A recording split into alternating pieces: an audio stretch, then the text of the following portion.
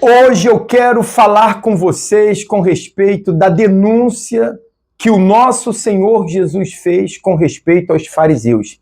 E aos 7 ais, são 7 ais que vamos aprender, aonde o Senhor Jesus, ele expressa, uma dor, mas não uma dor no caso que ele estava sentindo, mas de uma condenação que virá sobre aqueles que atuam dessa forma. Fica comigo aí, hoje é quarta-feira, que Deus abençoe a sua manhã, o seu dia, e eu tenho a certeza que essa reflexão vai te abençoar, como está me abençoando. Inclusive, vamos estar realizando um momento de oração, se você deseja, pode incluir aqui abaixo o nome do seu familiar, de um ente querido. Você que já participa conosco sabe que de segunda a sexta-feira estamos realizando essa reflexão da palavra. Vamos lá então, para a gente não perder mais tempo? Mateus capítulo 23, versículo 13, começa a denúncia. Olha só o que o Senhor Jesus fala. Os escribas e fariseus censurados por Jesus. Mas ai de vós, escribas e fariseus, hipócritas, porque fechais o reino dos céus, e nem vós entrais, nem deixais entrar aos que estão entrando. Significa, eles não eram salvos, e com seus comportamentos, outros que queriam entrar estavam impedindo também. Aí ele vai lá. Ai de vós, escribas e fariseus hipócritas, pois que devorais as casas das viúvas, sobre pretexto de prolongadas orações. Por isso sofrereis mais rigoroso juízo. Olha só, pessoal. Eles atuavam de uma forma má, até com as viúvas que havia na época, e depois faziam longas orações como pretextos. Olha só o que continua. Ai de vós, escribas e fariseus hipócritas, pois que percorreis o mar e a terra para fazer um prosélito, e depois de o ter desfeito, o fazeis filho do inferno, 2 vezes mais do que vós. É demais, né? Outro ai. Ai de vós, condutores de cego, pois que dizeis, qualquer que jurar pelo templo, isso nada é. Mas o que jurar pelo ouro do templo, esse é devedor. Insensatos e cegos, pois qual é maior, o ouro ou o templo, que santifica o ouro? E aquele que jurar pelo altar, isso é nada. Isso nada é. Mas aquele que jurar pela oferta que está sobre o altar, esse é devedor. Ó, escuta aí, hein? Escuta só. Insensatos e cegos, pois qual é maior, a oferta ou o altar que santifica a oferta? Portanto, o que jurar pelo altar, jura por ele, e por tudo o que sobre ele está. E o que jurar pelo templo, jura por ele, e por aquele que nele habita. E o que jurar pelo céu, jura pelo trono de Deus, e por aquele que está assentado nele. Vamos explicar essa partezinha aqui, vamos parar. Eles diziam que se alguém fizesse um juramento pelo altar, pelo templo, as pessoas até seriam perdoadas se elas não cumprissem aquele juramento. Mas aqueles que fizessem um juramento de ofertar algo e não ofertasse, esses Deus não o perdoaria. Significa, eles estavam de olho no dinheiro que as pessoas traziam e eles colocavam peso da seguinte forma: se você prometeu dar algo e se você não der, meu amigo, aí você está arrumando um problema sério. Mas se a pessoa prometesse algo a Deus, no sentido de que eu prometi diante do altar, eu prometi diante do templo, o que você falar para o templo ou para o altar, isso não vai ter muita relevância, mas se você prometeu algo em questão de oferta e você não cumprir com isso, você pode saber que você está condenado. Olha só a posição daqueles homens. Por isso o Senhor Jesus fala, ai de vós.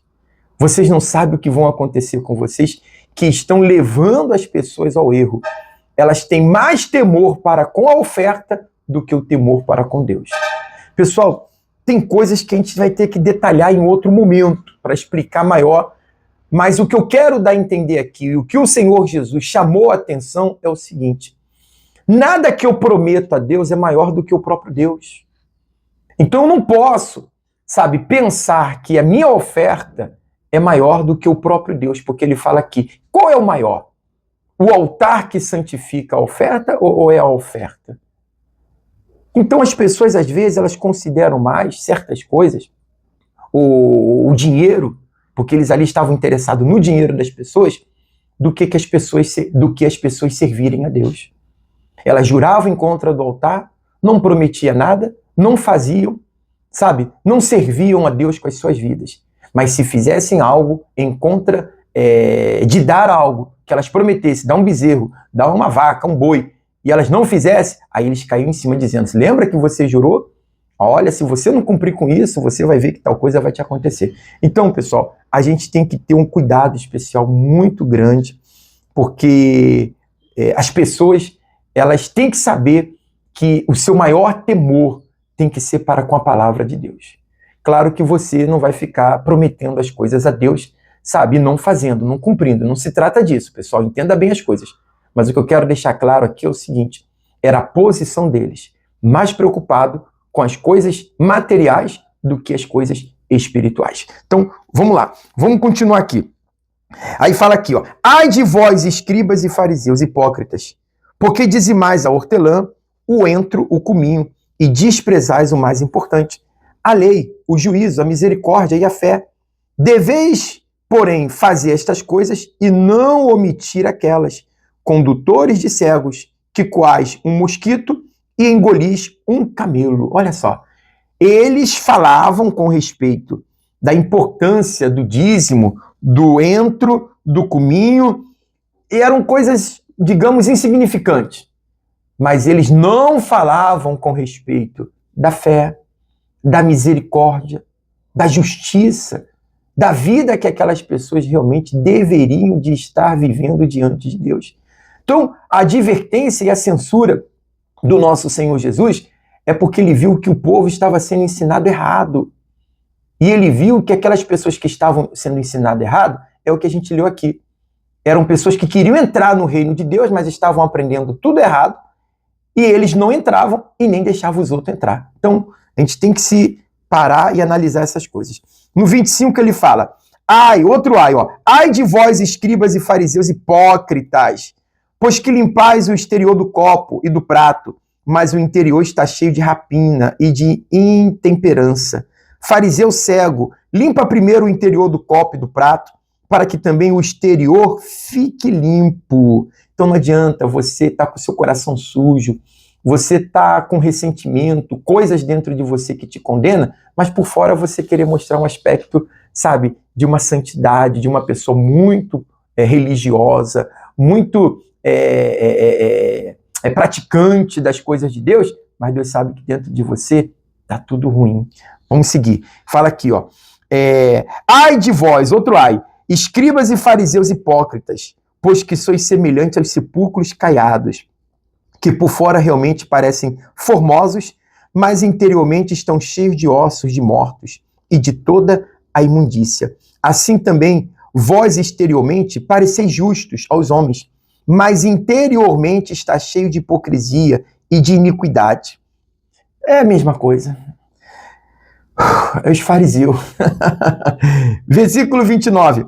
Ai de vós, escribas e fariseus hipócritas, pois que edificais os sepulcros dos profetas e adornais os monumentos dos justos, e dizeis, se existíssemos no tempo de nossos pais, nunca nos associaríamos com eles para derramar o sangue dos profetas. Assim vós mesmo testificais que sois filhos dos que mataram os profetas. Enchei-vos, pois, a medida de vossos pais, serpentes, raça de víboras, como escapareis da condenação do inferno? Portanto, eis que eu vos envio profetas, sábios e escribas, e um deles matareis e crucificareis, e a outro deles açoitareis nas vossas sinagogas, e os perseguireis de cidade em cidade, para que sobre vós caia todo o sangue justo que foi derramado sobre a terra, desde o sangue de Abel, o justo, até ao sangue de Zacarias, filho de Baraquias, que mataste entre o santuário e o altar. Olha só, vamos dar outra parada aqui antes que a gente termine.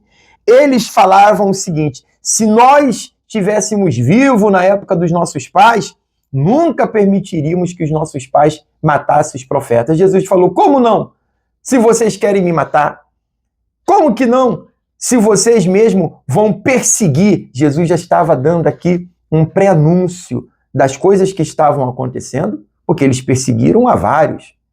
Você veja que na época que João foi preso, nenhum deles saiu em defesa de João. Você veja que depois eles perseguiram os próprios discípulos. Jesus já dá aqui um pré-anúncio de coisas que iriam acontecer e que eles iam apedrejar, açoitar, matar, crucificar o Filho de Deus.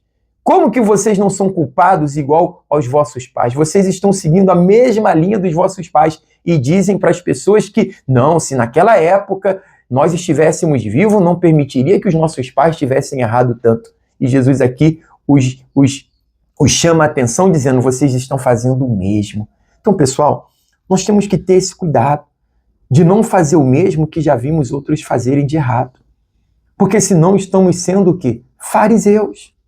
Não adianta você jogar pedra, falar algo que você diz que é errado, mas depois você faz o mesmo.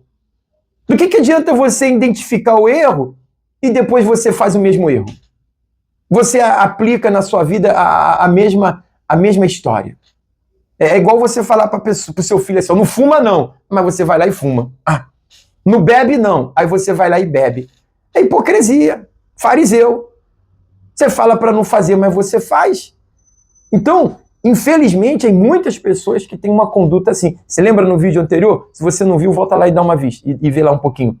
Eu falava das pessoas que não são coerentes, que falam uma coisa, mas vivem outra totalmente diferente. Para terminar, que esse vídeo já ficou um pouco longo, diz assim, ó: em verdade vos digo que todas estas coisas hão de vir sobre esta geração.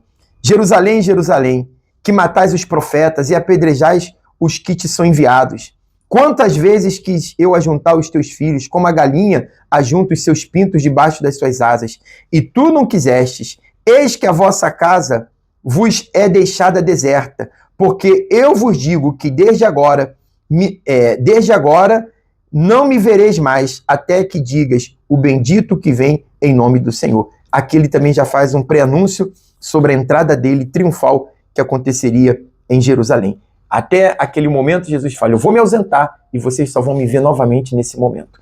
A gente vamos fazer o momento de oração. Eu penso que deu para a senhora entender. Faz uma leitura e depois a parte na sua casa, juntamente com o que estamos explicando aqui, para que você não caia na prática dos fariseus. Vamos orar. Meu Deus, muito obrigado por tuas palavras, porque ela nos ensina, nos molda. É a luz que precisamos para não cairmos nos mesmos erros que outros já caíram. Não somos melhores do que ninguém, mas não queremos, meu Deus, perder a nossa alma. Porque quando o Senhor disse: ai, ai, o Senhor estava expressando a dor, meu Pai, que a pessoa sente ao ir ao inferno, porque ela se portou, ela se conduziu da maneira errada, ela foi hipócrita, ela foi mentirosa, e é isso, meu Deus, que não queremos ser jamais. Então, tem misericórdia de cada um de nós, perdoa os nossos pecados, erros e falha, dá força para essa pessoa que de repente tem vivido no erro, mas que a partir de hoje ela decide mudar. Ela se arrepende dos seus erros e pecados e determina não mais praticá-lo. Toma-la em tuas mãos, toma a nossa vida, toma os nossos caminhos, sê conosco e nos dá a fortaleza espiritual para viver de acordo à tua vontade. É o que te pedimos e te agradecemos. E você que crê, diga amém. E graças a Deus. Amém. Amém. Pessoal, Deus abençoe a todos. Um forte abraço. Amanhã a gente volta falando mais sobre a próxima parte aqui do livro de Mateus, que já paramos no Mateus 24. Tchau, tchau. Até amanhã.